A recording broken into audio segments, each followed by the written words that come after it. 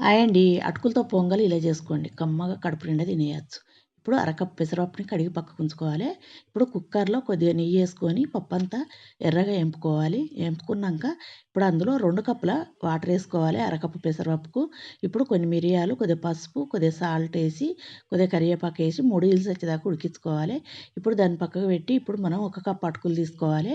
అరకప్పు పెసరపప్పుకు 1 కప్పు అటుకులు. అటుకులు కడుక్కొని పక్కకుంచుకొని ఇప్పుడు పప్పంతా ఉడికినాక ఇప్పుడు మనం అటుకులు కడిగి పెట్టుకున్నయి అందులో ఏసుకోవాలి.